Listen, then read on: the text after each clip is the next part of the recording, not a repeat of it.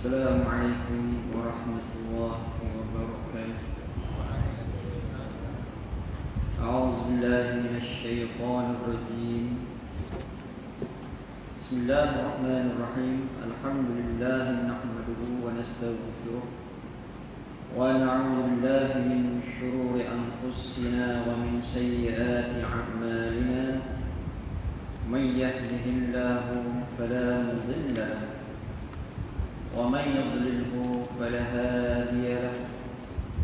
أشهد أن لا إله إلا الله وأشهد أن محمدا رسول الله. والصلاة والسلام على أشرف الأنبياء والمرسلين وعلى آله وأصحابه أجمعين.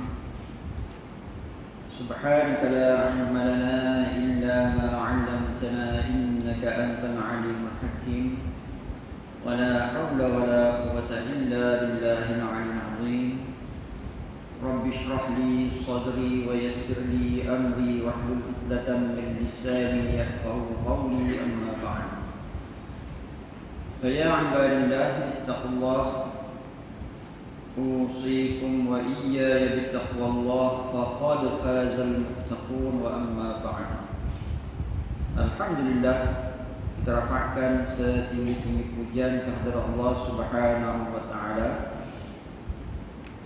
dan kita bersyukur kehadirat Allah Subhanahu wa taala kerana dengan limpah kurnia, taufik dan hidayah Allah Subhanahu wa taala dapat kita berkumpul dalam majlis ilmu di antara maghrib dan isyak pada malam ini dengan menggunakan kitab Penawar Bagi Hati. Ini kita masuk ataupun sama-sama mempelajari satu tajuk. Qala mu'allifu rahimahullah wa nafa'ana bi'ulumihi fid darain amin ya rabbal alamin. Bab yang pertama pada menyatakan syarh ta'am, artinya sangat loba atas makanan. Ini adalah merupakan bab yang pertama berkenaan dengan perangai yang tercela, perangai mazmumah. Dalam pertemuan yang lepas, perbincangannya berkenaan dengan hati, yang mana hati akan terkesan dengan sebab perangai yang tercela.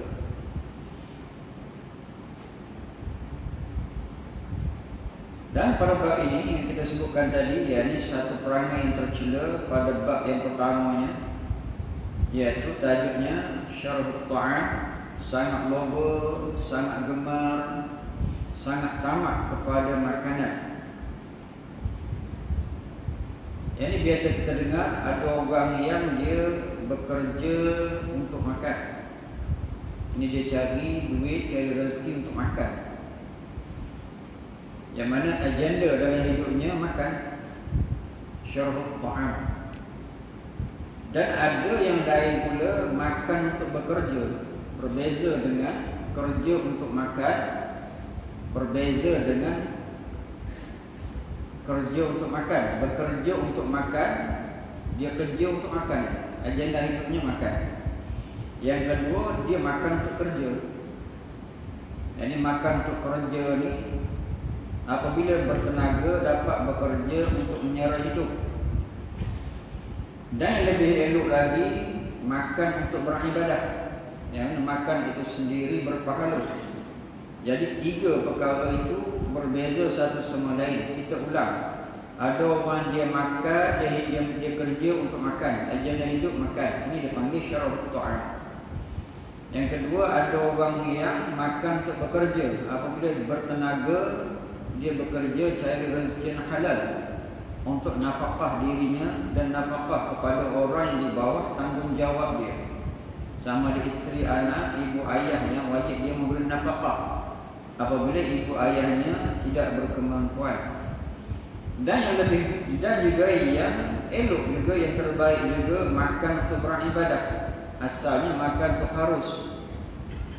Dan apabila makan bertujuan untuk ibadah, sudah tentulah makan itu sunat. Sebab apa? Apabila bertenaga, kuat kita untuk beribadah. adalah sangat loba atas makanan itu setengah daripada asal segala kejahatan. Loba atau tamak kepada makanan itu adalah merupakan asas kepada segala kejahatan. Kerana apa? Kerana perut itu tempat keluar bagi segala keinginan. Kerana daripada perut itulah segala keinginan muncul. Kerana daripadanya terjadi keinginan faraj. Kemudian apabila mengerasi oleh keinginan makanan dan keinginan jima. Di antara keinginan dengan sebab kenyang itu keinginan untuk jima. Keinginan untuk melakukan hubungan seksual. Dengan sebab apa? Dengan sebab makan kenyang. Bagaimana kita di dalam bulan Ramadan kita berpuasa, satu daripada tujuannya untuk mengekang nafsu. Dalam keadaan kita lapar, nafsu keinginan kita dapat ditundukkan. Dan kita diharamkan berjima di siang hari dalam bulan Ramadan. Sesiapa yang jima di dalam bulan Ramadan, yakni dia kena bayar kafarah. Jadi bagaimana di antara perkara yang Allah Subhanahu Wa Taala tetapkan puasa bulan Ramadan, satu daripada tujuannya untuk mengekang hawa nafsu. Dan di antara keinginan nafsu kita untuk jima. Sehingga Allah Subhanahu Wa Taala mengharapkan jima di siang hari bulan Ramadan. Nescaya terjadi daripadanya sangat loba kepada harta. Dan di antara dengan sebab makan, tamak makan, loba kepada makan, menyebabkan seorang itu akan tamak kepada harta, loba kepada harta. Kerana tidak dapat menunaikan dua keinginan itu melainkan dengan harta. Ini keinginan jima dan keinginan makan mesti ada harta. Dan kerana itulah orang yang suka makan dia loba kepada harta. Dan apabila seorang itu kuat makan, dia ingin kuat kepada jima. Dua-dua itu, jima dan juga makan perlu kepada harta. Dan terjadi daripada ingin kepada harta itu, ingin kepada kemegahan. Dan apabila seseorang itu tamak kepada harta, muncul daripada harta itu kemegahan. Bermegah-megah dengan sebab kekayaan. Bermegah-megah dengan sebab kedudukan pangkat, yang dengan sebab apa? Tamak kepada harta. Kerana sukar mengusahakan akan harta itu melainkan dengan kemegahan. Yang harta ni nak diperolehi satu daripadanya dengan sebab kemegahan. Orang yang ada nama senang dia nak dapat harta. Orang yang kurang ada nama perlu kepada nama untuk dapat harta. Kebiasaan begitu. Di mana kemegahan dan harta ni dia tidak terpisah, saling lengkap melengkapi di antaranya. Dan muncul daripada harta dan kemegahannya sebab apa?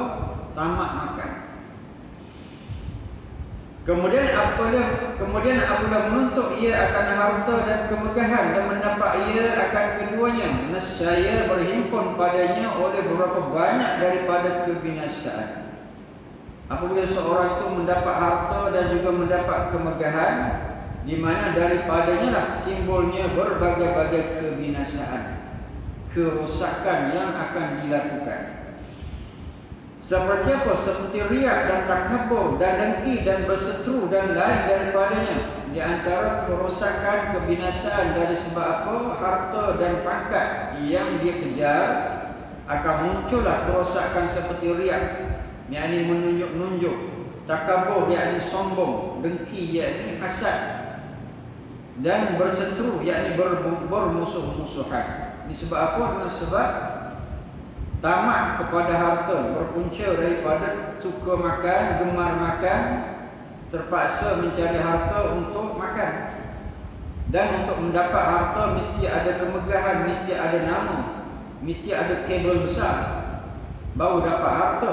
Di mana kemegahan dan harta itu akan seiring. Dan daripadanya lah seseorang yang mencari harta bukan kerana Allah, kerana ketamakan dan juga kemegahan ini, akan muncullah daripadanya kerosakan-kerosakan yang lain. Seperti apa? Seperti riak. Riak itu menunjuk-nunjuk dengan sebab harta yang ada, dan juga takabur, iaitu sombong dengan sebab harta, dan juga dengki dengan sebab harta, dan berseteru dengan sebab harta.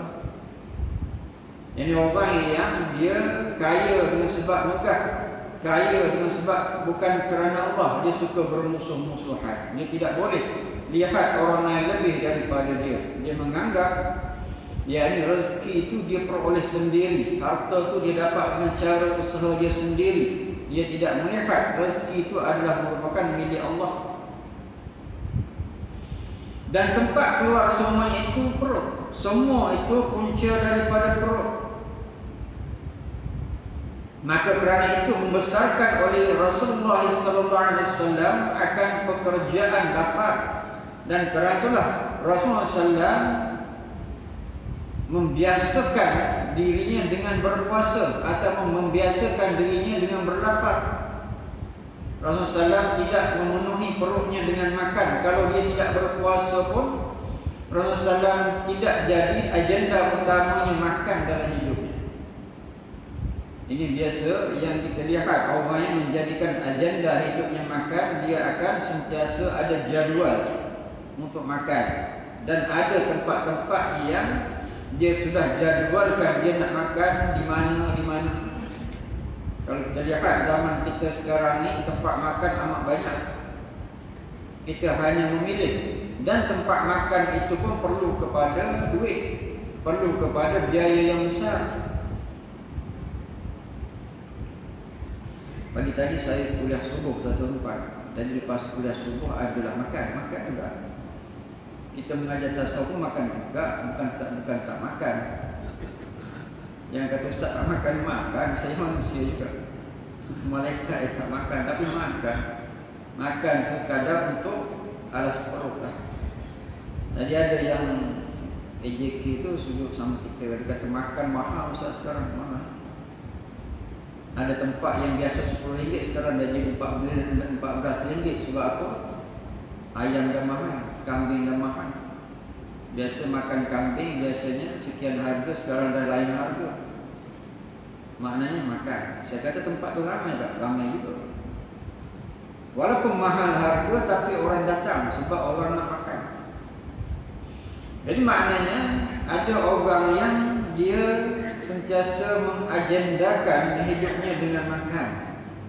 Orang yang tidak mengagendakan hidup dia dengan makan, dia makan untuk alas perut daripada lapar. Dia makan alas perut kerana kuat untuk bekerja dari rezeki yang halal. Dia makan alas perut kerana kuat untuk beribadah dan tidak diagendakan di mana-mana dia nak makan.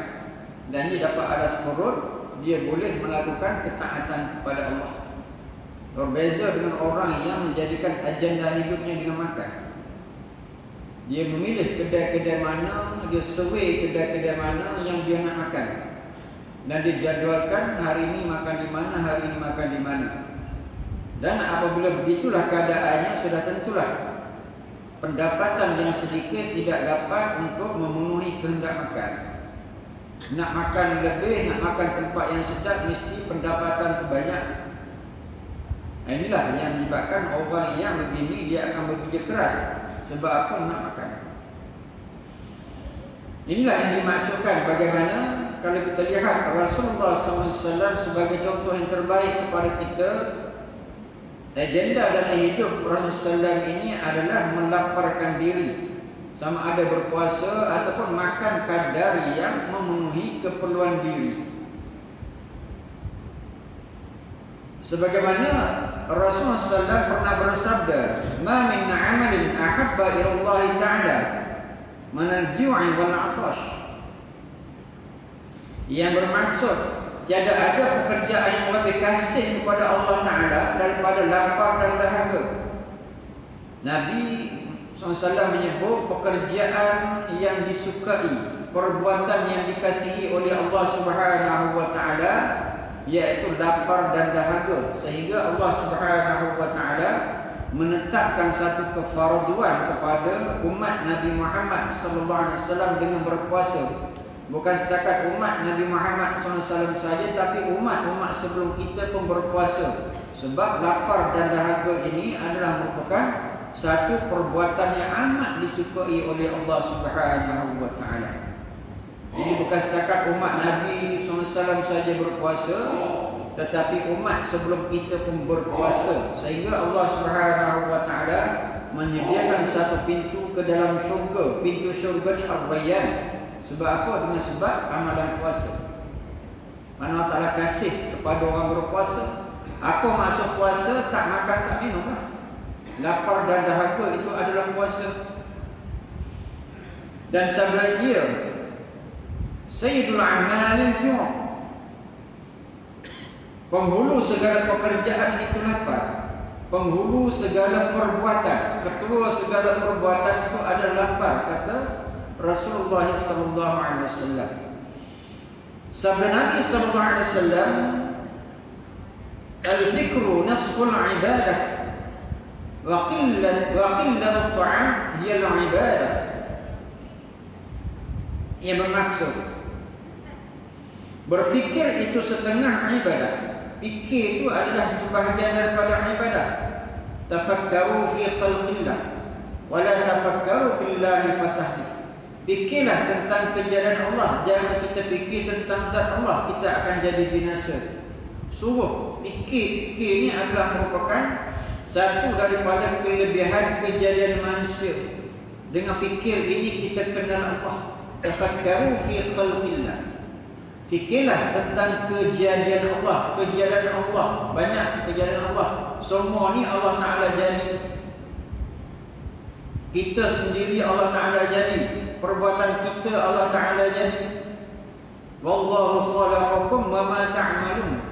Dan Allah menjadikan kamu dan menjadikan apa yang kamu buat. Yang kita buat itu hakikatnya adalah Allah Ta'ala buat. Walaupun nampak kita bergerak ke sana ke sini, tetapi hakikatnya yang menggerakkan itu adalah Allah. Allahu khalaqakum wa ma ta'malun. Allah menjadikan kamu dan menjadikan apa yang kamu buat. Maknanya Allah yang mencipta segala-galanya. Apabila kita memikirkan tentang kejadian Allah, kita akan kenal diri kita. Fi anfusikum afala tubsirun. Pada diri kamu, mengapakah kamu tidak melihat, tidak merenung dia dalam diri kita ni? Ada jantung, ada hati, ada darah, ada saluran darah, ada berbagai-bagai. Dengannya lah asbab untuk kita hidup. Apabila kita melihat diri kita, subhanallah, masya Allah, Allah Subhanahu wa ta'ala maha hebat. Allahu khalaqakum wa ma ta'malun. Itulah tujuannya fungsi akal. Yang pertamanya kita berfikir tentang siapa? Tentang Allah. Mula-mula kita lihat alam ini. Apabila kita lihat alam ini, akan terfikir di kepala kita, siapakah yang menjadi alam? Sudah tentulah akal yang siuman akan berfikir Allah yang menjadikan alam. Jadi kalau kita belajar dalam ilmu akidah, dia ada akal daruri dan juga ada akal nazari. Akal daruri ini, kalau kita lihat satu benda, akal kita terus proses begini bendanya. Contohnya kita lihat alam, akal kita akan proses alam ini memang ada. Kita lihat langit, kita lihat pokok kayu, kita lihat gunung ganang, di mana akal kita akan mengatakan memang ada benda itu. Dia panggil akal daruri.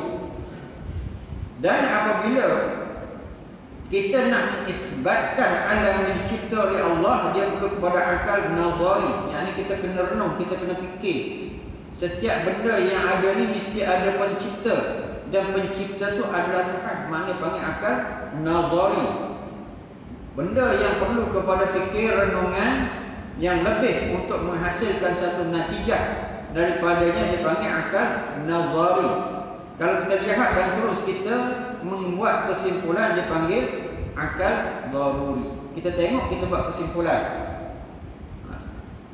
Jadi maknanya akal itu banyak fungsi. Banyak fungsi yang diantaranya fungsinya untuk kenal Allah.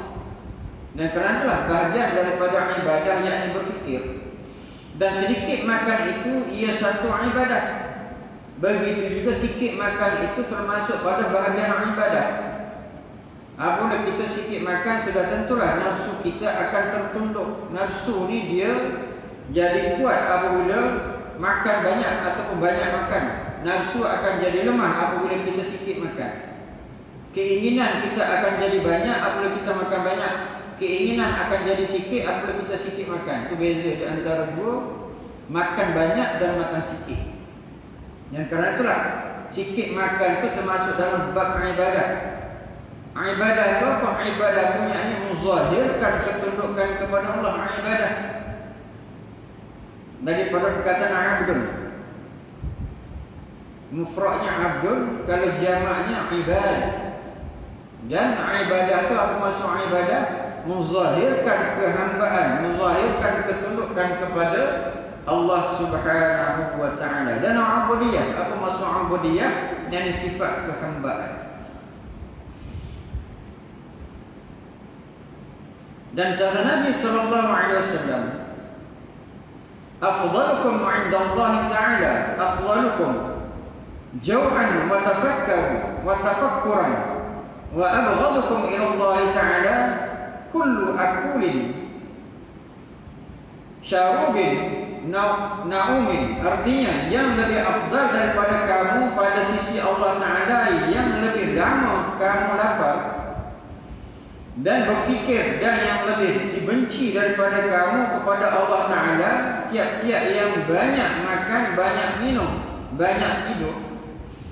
Dalam hadis ini pula Rasulullah menyebut yang lebih afdal, yang lebih utama di kalangan manusia ini di sisi Allah, orang yang lebih lama dia berlapar, dia hidup dalam keadaan yang tidak kenyang.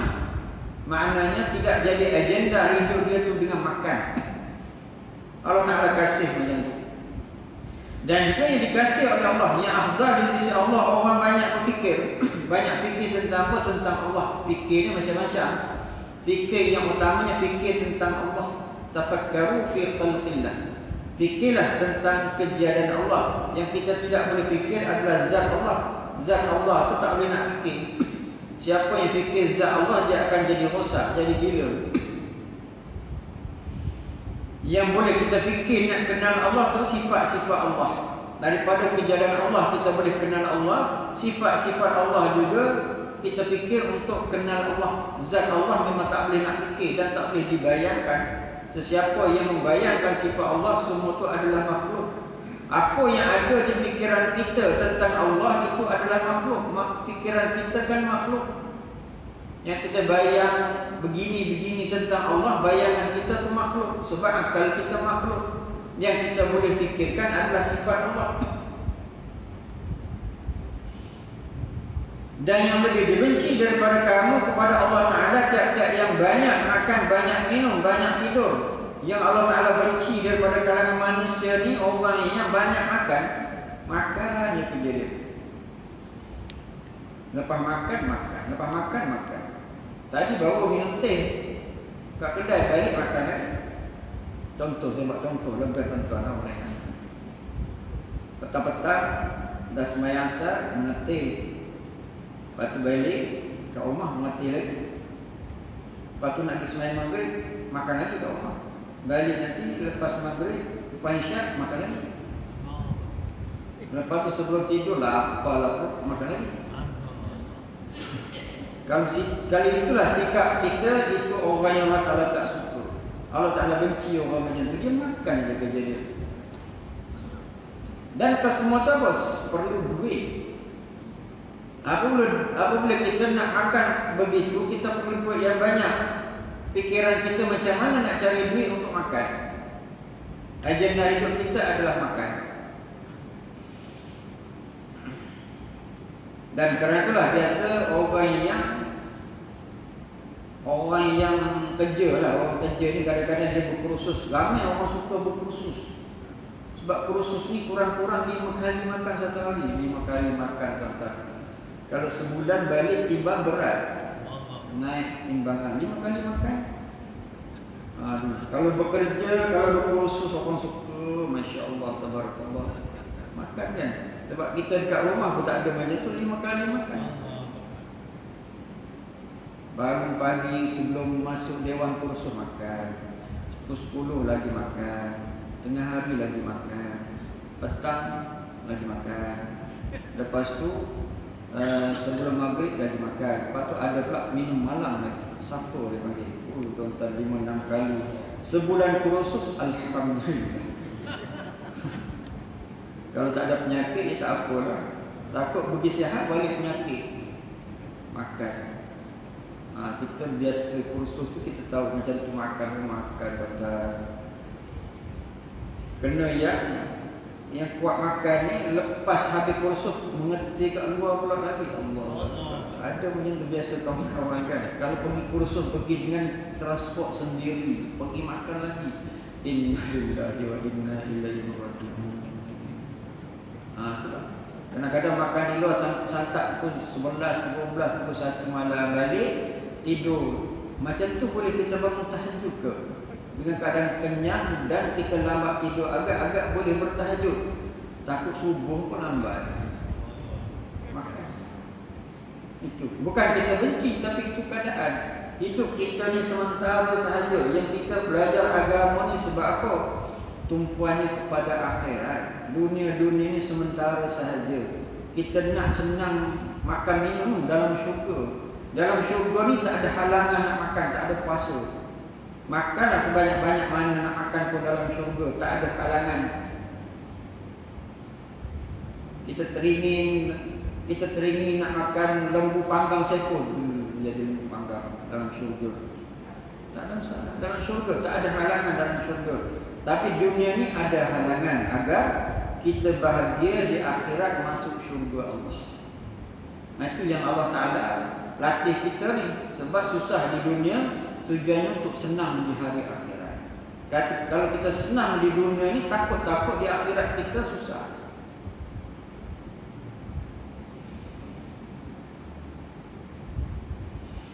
Ini kita ulang, yang dibenci oleh Allah Subhanahu Wa Taala ni orang yang banyak makan, banyak minum dan banyak tidur. Memang dia adik-beradik ni makan banyak, minum banyak, tidur banyak. Memang itu kerja dia. Memang tak terpisah. Kita fikirlah sini, tak ada siapa pun yang akan membantah. Makan banyak, minum banyak, tidur banyak. Itu dia punya kerja. Dan sabda Nabi sallallahu alaihi wasallam, "Ma mala'a ibnu Adam wi'an syarran min butnihi hasba ibnu Adam luqaymatun yuqimna sulbah." Ia bermaksud tiada memenuhkan manusia akan bejana yang lebih jahat daripada perutnya, memada akan manusia oleh beberapa suap yang membetulkan akan tulang belakangnya.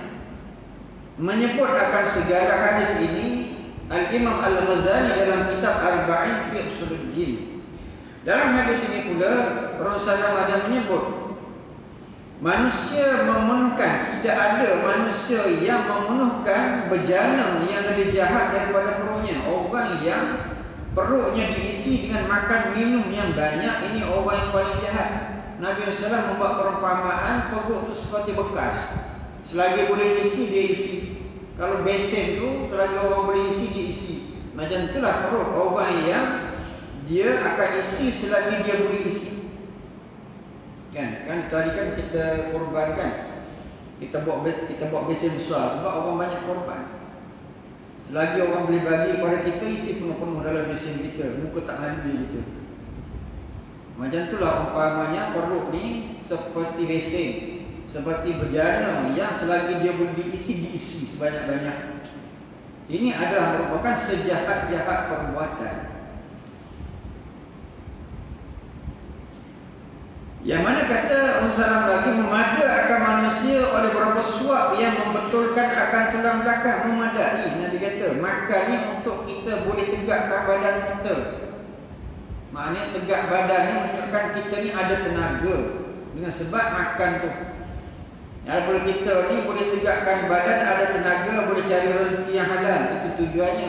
Islam tak suruh lapar sampai hilang zat, bukan. Islam suruh kita makan untuk kita mencari rezeki yang halal, ada zat badan.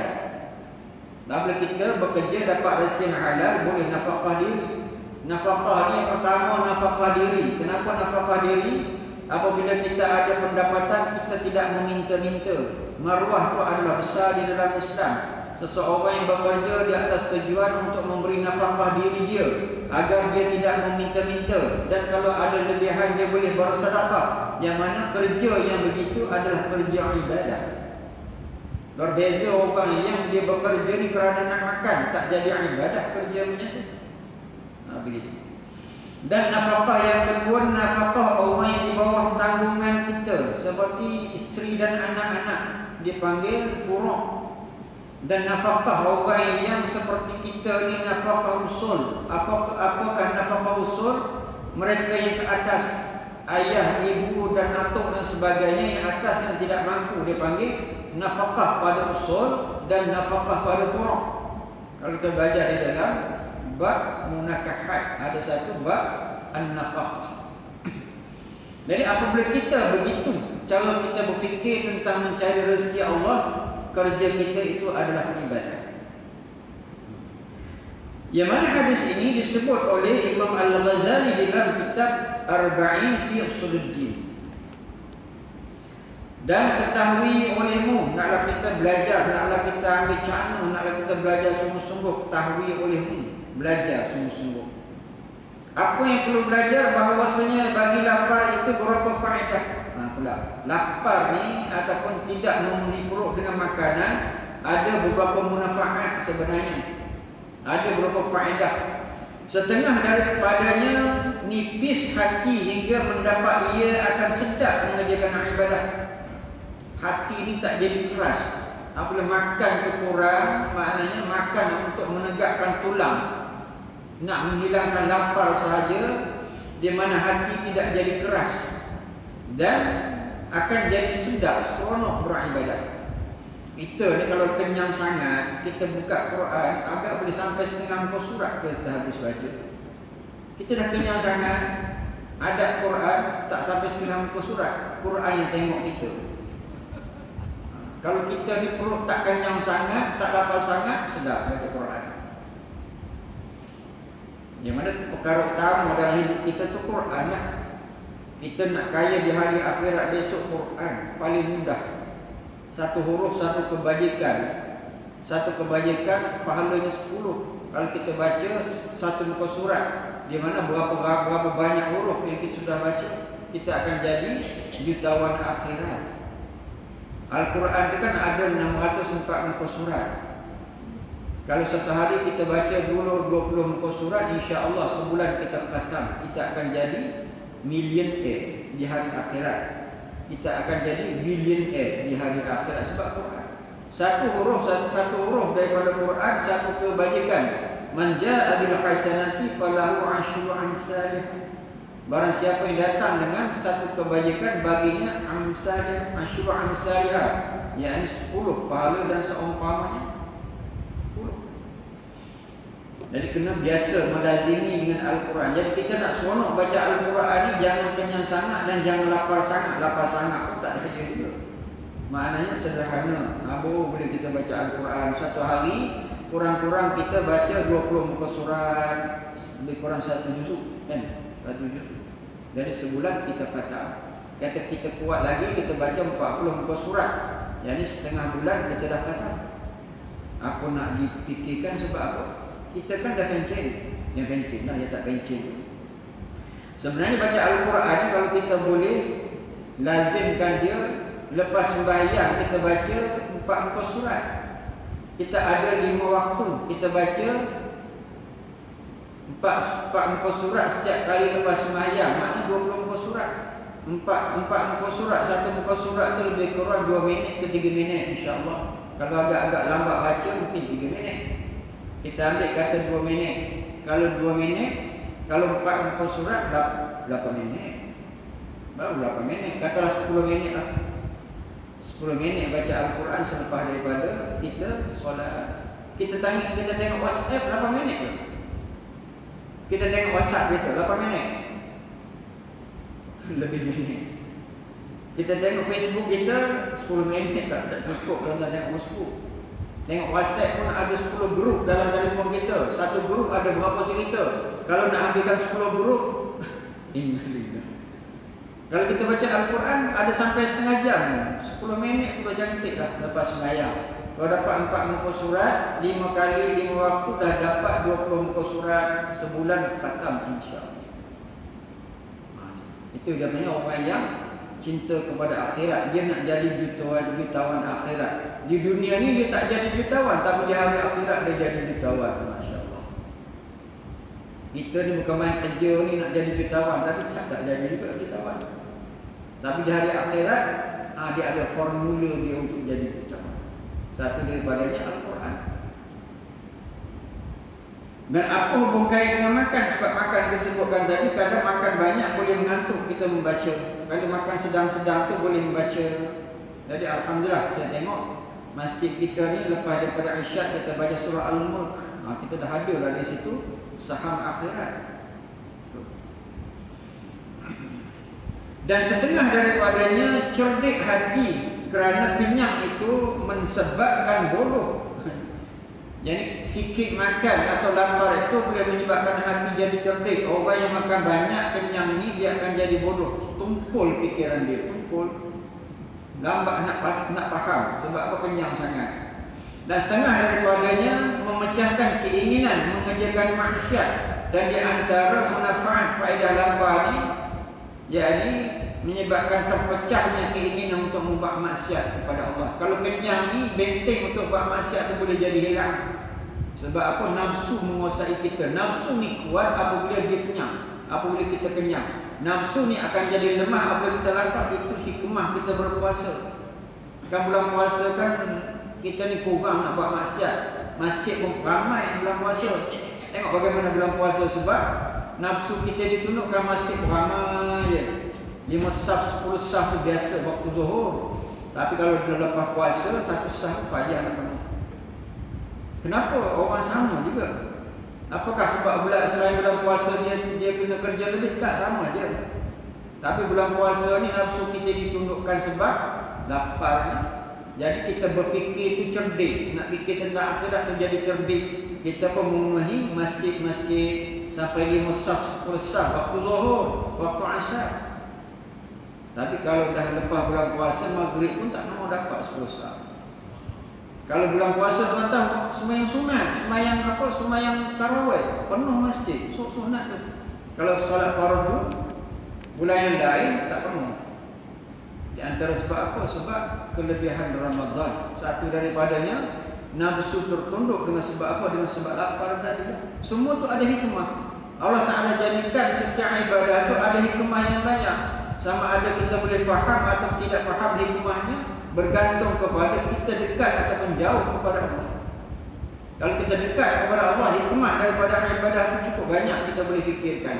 Kalau kita ni jauh daripada Allah, setiap ibadah kita rasa susah. Dan setengah daripada memecahkan keinginan mengerjakan maksiat dan mengerasi atas nafsu yang sangat menyuruh dengan kejahatan. Yang kita sebutkan tadi, nafsu dia suruh kepada kejahatan. Dan kejahatan itu maksiat kepada Allah. Apabila ditundukkan, apabila kita lapar, nafsu akan tertunduk. Bagaimana kita boleh fikirkan ibrah daripada berpuasa di dalam bulan Ramadan. Nak bersedekah ringan tangan, nak baca Al-Quran pun senang, nak memenuhi masjid pun Masya Allah memang penuh. Kalau bulan Ramadan tu, kalau kita lancarkan tabung derma, memang orang berderma. Sebab nafsu kedekut tu hilang, sebab lapar tadi. Tengok bagaimana tabung derma bulan Ramadan. Memang orang sana sini nak derma, sebab nafsu yang menguasai kedekut itu hilang. Dan setengah daripada ringan tubuh bagi sembahyang tahajud apabila kita tidak banyak makan, di mana ringan badan kita untuk bangun tahajud. Jelas kalau kita makan kenyang-kenyang, nak bangun tahajud itu berat. Dan juga mengerjakan ibadah. Dan hilang mengantuk yang menegak ia daripada ibadah. Dan setengah daripadanya memada dengan sedikit daripada harta dunia. Dan begitu juga mudah untuk kita beribadah. Orang yang kurang makan ini, jadi dia tidak akan tamak kepada harta. Kalau kenyang sangat, tamak kepada harta sebagaimana yang kita bincangkan pada awal. Ini awal kitab tadi. Adapun kenyang itu maka ada pada beberapa kebinasaan, dan kebinasaan bagi kenyang itu ada beberapa kebinasaan. Faedah bagi lapar pun ada, kebinasaan bagi kenyang pun ada. Pertama, ketiadaan sedap mengerjakan ibadah. Kalau kenyang ni ibadah tak berapa sedap. Tengok bagaimana kalau kita makan kenyang buka puasa, agak kita selesa kena ibadah. Nak duduk nak duduk tawarruk. Tawarruk ni tahiyat akhir. Cara tawarruk tu sengit macam tu, kalau perut agak buncit, kenyang betul agak susah. Biasa kita duduk tawarruk. Apabila dah kenyang kita duduk iftirash. Cara duduk tahiyat awal. Sebab apa? Sebab kenyang. Buka puasa tu kenyang sangat. Tengok kita boleh buat perbandingan dari segi itu. Dan kita kalau kenyang sangat makan, tengok bagaimana kita nak solat tarawih mengantuk. Jadi tidak sedap untuk beribadah. Kedua, menambah keinginan nafsu. Begitu keinginan yang lain pun bertambah dengan sebab kenyang. Ketiga, ketiadaan kasihan akan yang miskin. Dan juga di antara kebinasaan daripada kenyang ini, kita tak sayang, tidak kasihan belas kepada orang miskin. Sebab kita nampak orang lain banyak kita juga. Di antara hikmah kita berpuasa dari satu daripadanya, kita boleh merasai orang miskin yang lapar. Apabila kita lapar di siang hari, kita akan senang tertengok orang lain yang lapar. Kalau kita kenyang, kita tidak akan tertengok orang lain yang lapar. Sebab kita rasa orang lain macam kita saja. Dan apabila kita dapat makanan, apabila kita dapat berbuka puasa, kita punya nikmatnya, Masya Allah, sedapnya walaupun air seteguk. Begitulah kita dapat merasai kasihan belas kepada orang miskin. Kerana apabila ia kenyang, nasihat menyangka ia akan sekalian manusia semuanya kenyang bersalahan lapar. Macam disebutkan tadi, orang yang kenyang dia akan melihat orang lain macam dia juga kenyang. Dia tidak rasa orang lain susah. Dan bagaimana hikmah kita sebutkan tadi, orang berpuasa di siang hari dia boleh tengok orang lain susah. Dan dia akan rasa satu nikmat kalau dapat minum walaupun seteguk apabila berbuka puasa. Ini kelebihan kita berpuasa.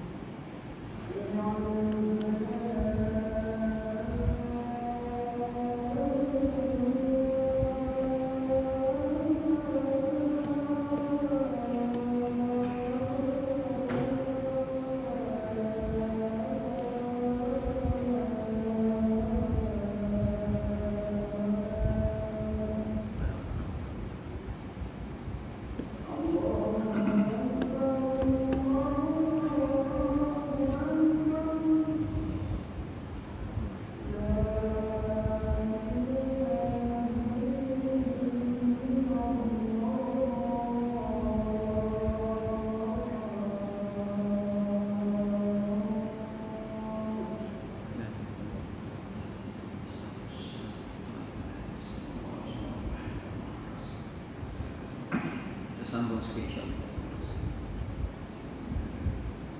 Maka ia sebab bagi kasihan belas akan orang miskin yang membiasakan diri dengan lapar.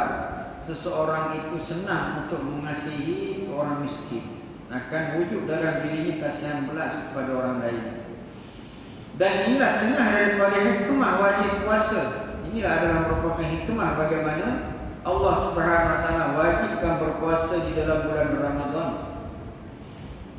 Dan keempat, lemah daripada mengingat akan ilmu yang memberi manfaat. Begitu juga apabila perut sentiasa dengan kenyang menyebabkan tumpul untuk mengingati akan ilmu-ilmu.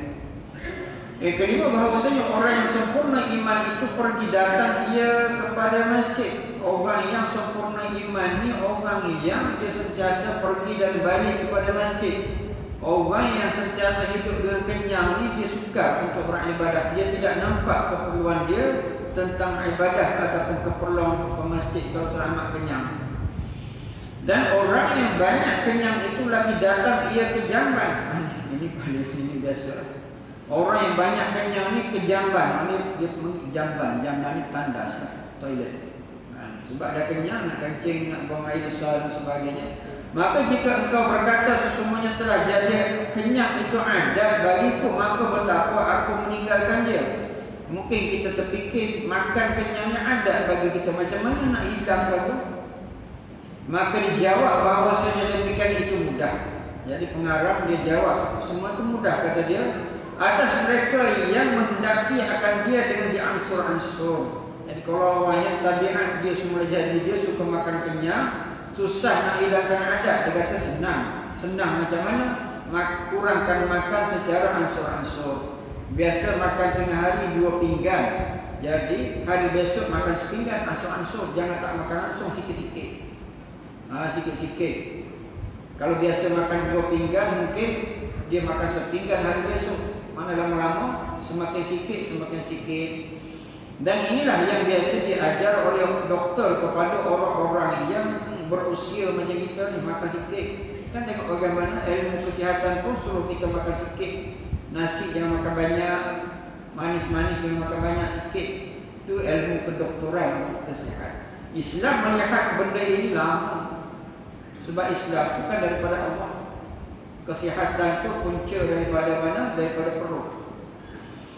Dan iaitu bahawa mengurangi engkau pada tiap-tiap hari daripada makanan engkau yang biasa kadar suap, hingga mengurangi engkau akan sepinggan dalam sebulan, maka tiada nyata bekas mengurangkan itu pada diri engkau, dan jadilah mensedikitkan ia adat engkau. Jadi kurangkan sedikit setiap hari. Lama-lama kita akan makan sedikit, jangan terus jadi sikit. Biasa makan 2 pinggan, besok makan 1 suap aja. Tak nak, sikit-sikit. Lama-lama jadi biasa. Kadang-kadang kita ni dalam ibadah, kadang kita semangat, kita buat banyak. 2-3 hari kita dah lemah, kita buat sikit-sikit. Malam boleh bangun pukul 5 pagi, bangun pukul 5 pagi dulu.